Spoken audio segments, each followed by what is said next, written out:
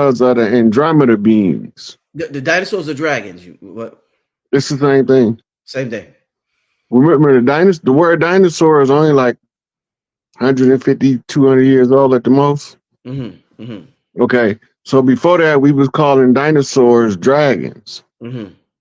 Now, look at what they show us as the dinosaurs. They show us in the cartoon Taming Dragons that we was going up to the nest, stealing the eggs, hatching the eggs, raising the dinosaurs, learning how to ride them. Right. Right. In the Avatar, they show us riding dinosaurs. Mm-hmm. Mm-hmm. Mm-hmm. Right. Dragons. Mm-hmm. So the difference is in Avatar, they have their hair connects to a part of the animal for them to communicate. We do it telepathically. Right. So one of the reasons they started gator baiting in the South was because those are the Sobek priests that was on the land used to ride around on alligators. Say that one more time. The Sobek priests from the South. When we say Sobek priests, that means the priests who hold alligators and crocodiles as a sacred totem animal and interact with them in such a manner. Right. Would be called priests of Sobek. Sobek is the spirit god of the alligator. So like out of all of the alligators, when you tune into them and they collective unconscious manifest as Sobek in human form. Right? So the human responsible for the caretaking of the alligators and the crocodiles or the crocodilians of the world would be classified as Sobek priests. They are probably the oldest line of priests that's still functional. Right? Like in just a tribe in Africa that's a Sobek tribe was what we would call them. They live with crocodiles. If they baby fall in the water, the crocodile bring them back up and put them on the bank if he drowning. But if you do that in the Nile, your ass is dinner. Right? But if you do that where they at, and you from that clan, they got to understand not to eat the human. Right? And they swim with them, fish by them, ride them. Wow. They have old pictures of people riding, drawings of people riding the backs of alligators and crocodiles. This is because this practice was interrupted with the Gullah Wars. With the Gullah War, okay. So they start gator baiting the gators with the babies in order to get the gators with the taste of our flesh, because they wouldn't eat us. They would eat the imposters, the invaders, but if we was laying there dead, they wouldn't eat us. So the invaders started using the babies, and they didn't just throw them out to the alligators. They would cut them open and throw them in the alligator mouth, and then his nature take place. And then over time, they lose their sense of connection to the people they used to ride them. Right now, you see what they call gator farmers incorporating pale faces in the priesthood of Sobek. And they walk around, play with them alligators, but they know how to respect them and stay out that damn snapper. Right. But then you got some, like it's a Sobek priest in South America who lived with his crocodile, saltwater crocodile. He left his family and moved into a hut on the river so he could live with his crocodile. Like the crocodile come out, crawl up in the hut with him, and they sleep next to each other. Crazy shit. But it's the communication on the frequency that he's able to control the interaction on a spiritual level where the crocodile don't see him as prey. I don't know if you know it, but you got blue eyes right now on the screen. Yeah, that's because of the blue light glasses. The blue light, it gives off that blue light. But yeah, that's deep, Rod. What so talk to me about this dinosaur. So we figured out. Okay, so dinosaur dragons were used. Can be used interchangeably. You talked about the dragons, and we see it all in all the movies, even Game of Thrones. We see them riding the dragons or whatever. In terms of Inky and his connection with the dragons, and what you were telling me, he made him in the laboratory for Earth to be a safari for the Andromeda beings. Inky made dragons in a laboratory so Earth could be a safari for the Andromedan beings. Yeah. Okay. That was a treaty, a peace treaty between the matriarchal Andromeda queen, Hive Queen, and Isis. So back then, see, all of these are cycles. We have to have a script that describes the cycles. In this script, they wrote it in. It's a treaty between Andromeda and Earth. They was given a period of time to come and hunt the great lizards, the giant lizards. Right. Right, because they wanted challenging game. Right. They didn't use, like, for instance, in the movie Predator. If you go to Predator versus Alien with Sanaa Lathan, this is what made them, like, they end up bonding a pact with the Earth women. So the Earth women got invaded by the aliens now. So the Predator beings, the Andromeda beings, become allies in the war against the new reptilian aliens, which is actually from they Syrians, but they Syrian exiles. Why did they get exiled? For the same shit they get in exile from Earth. Not giving respect to the rules of the planet and trying to use universal rules to usurp the rules to the Earth. So you try to use the higher rules in the wrong way, and it takes away free will in a free will universe because you turn it upside down and backwards. So the people believe they're using free will, but it's an illusion that's created by the invader to subjugate the people and to absorb their essence, so to speak. It's, galactic warfare. Yeah, no, it seems that way. Yeah. And they've been telling us about the war in heaven. Right? The war in heaven play out in ancient Egypt as Set versus Osiris. The bird people versus the reptile people. Right? So it's reenacted over and over again until somebody saw the problem. And then you go to a whole new set of systems and new cycles. Right? The next system, the sun cycle comes in, which means it has to deliver us a golden age. So the seeds of the moon cycle is gestating in order to produce the bounty for the sun cycle. Okay. Right? So you're going from winter to summer. This is the transitional period, spring. Right? So all of the things that we put into motion by the conditions of the old cycle, we can now cash the karma in to pay for the next future. Right? And then that's why the old ones have to be at the bottom and the new ones have to be on top, because the new ones come in with no karma. They got to create good and bad karma.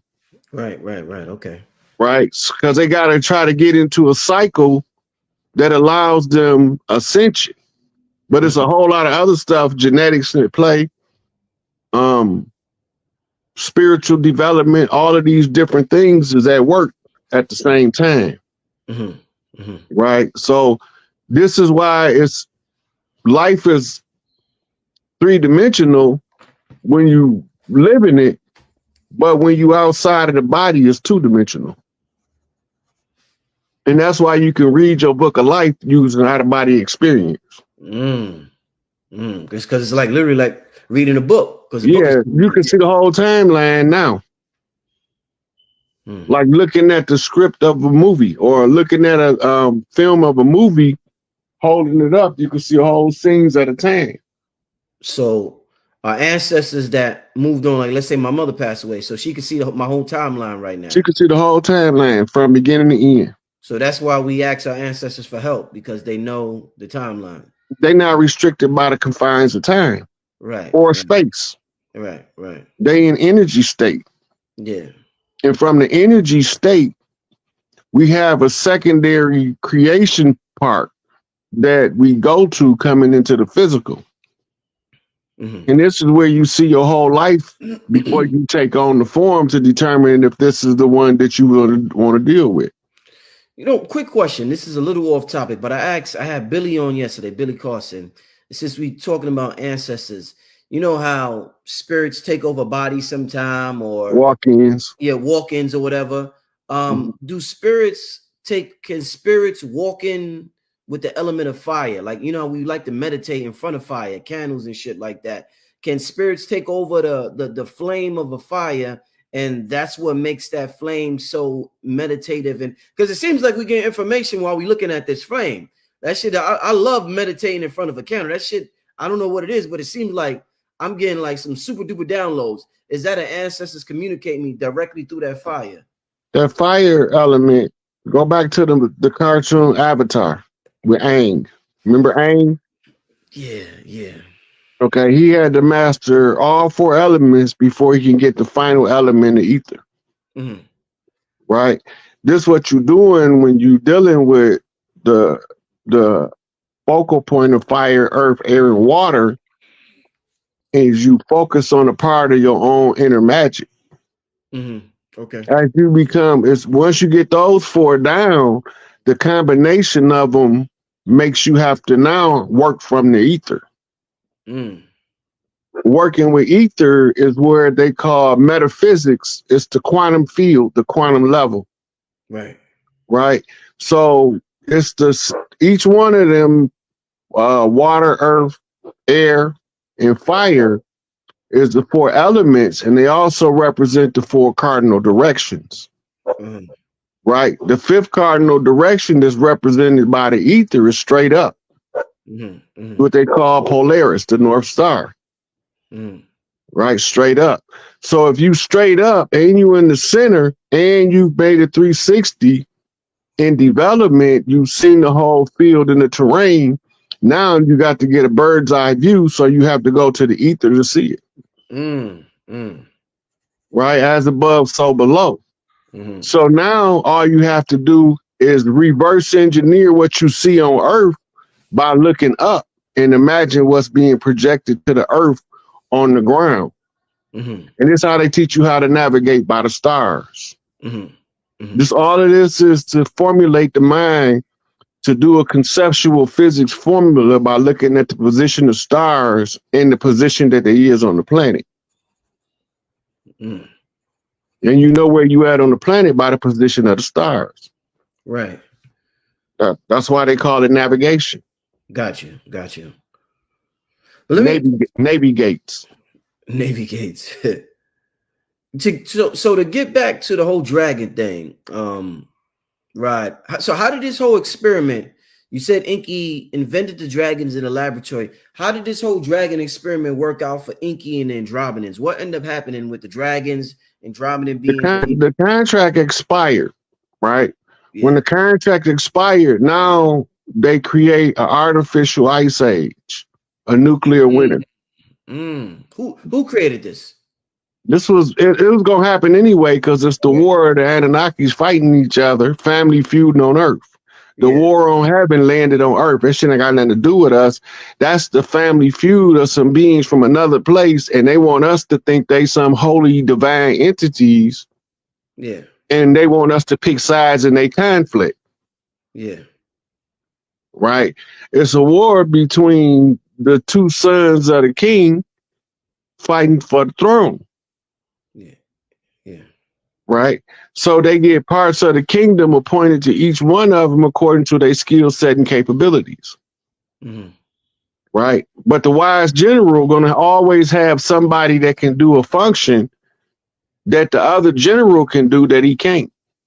So he can delegate that aspect.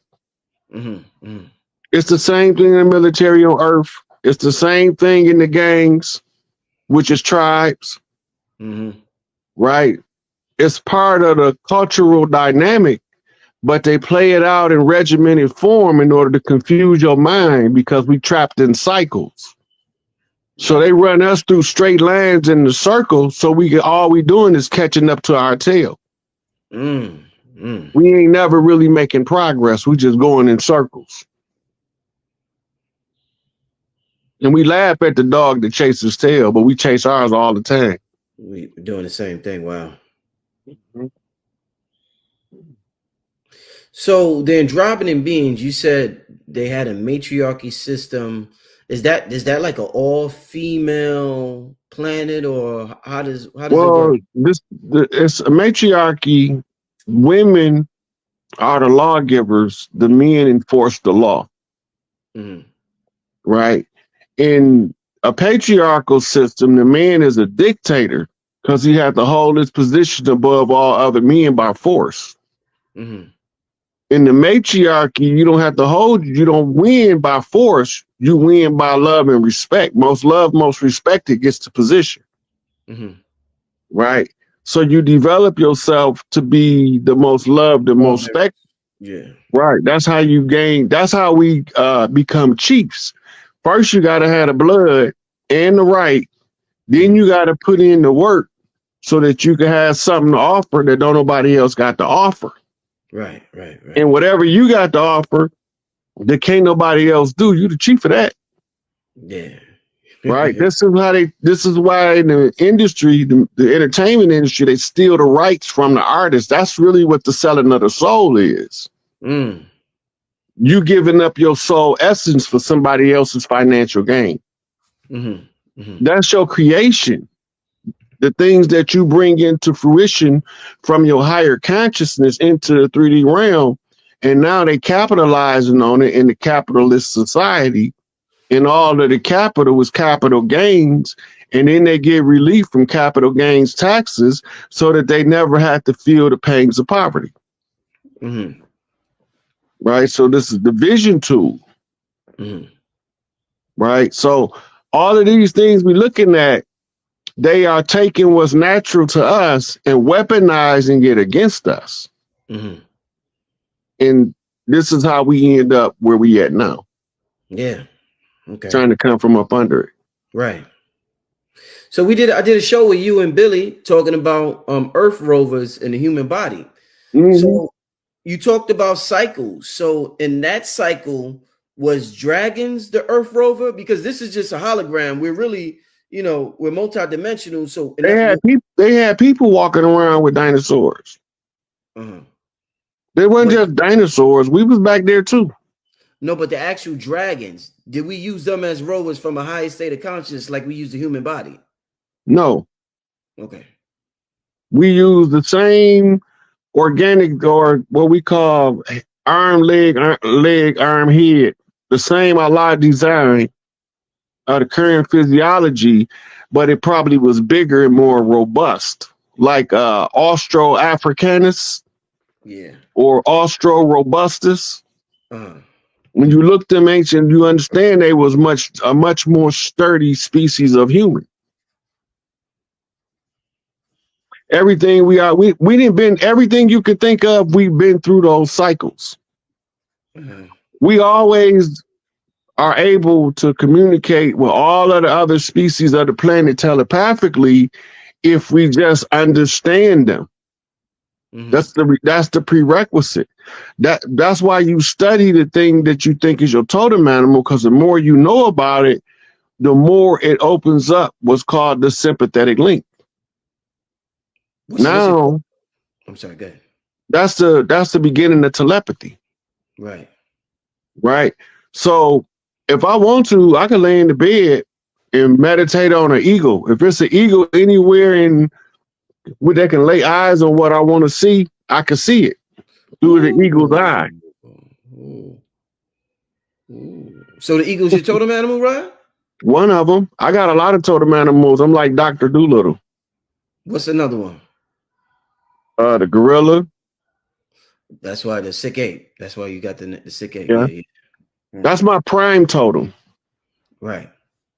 I got several bird totems, but the gorilla is my prime totem, coming from my father's line.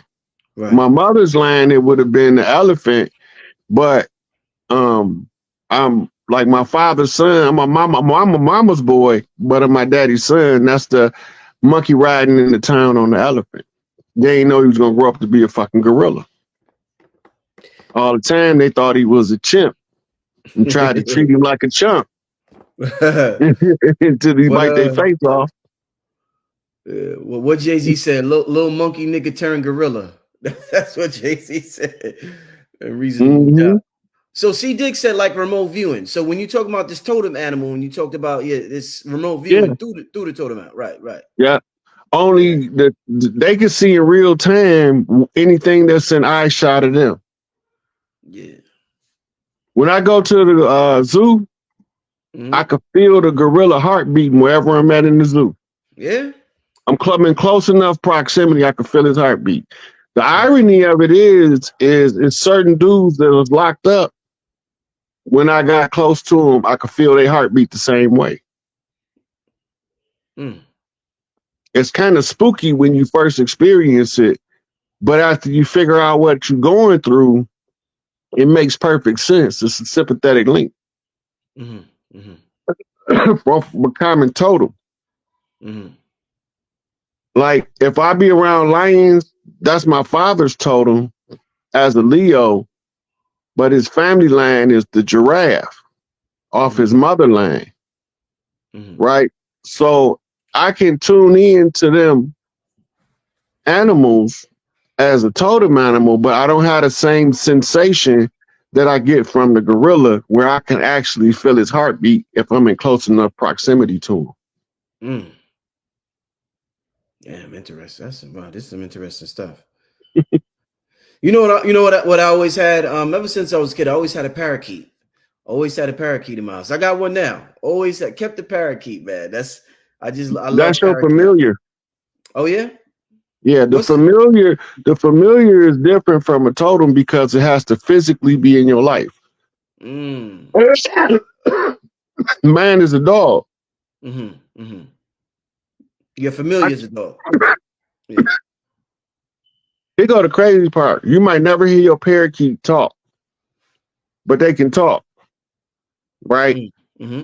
It might be some danger coming, and he might say, "Rich, danger, rich, danger." You'd be like, "Where the fuck that come from?" Out of nowhere, right? Yeah. Listen to that motherfucker if he start talking. I don't care if he tell you that the sky finna turn blue, purple, green. If he start talking and he ain't never talked before, he not talking from himself. Damn. You got to coach them to talk. The parakeets don't like people to know they can talk. So unless it's something that they have to say, the spirit is so strong they can't hold it back, then they bust out and tell you. Then you got some that's prima donnas. They like to dance and talk. And they chatterboxes. Yeah. Oh man.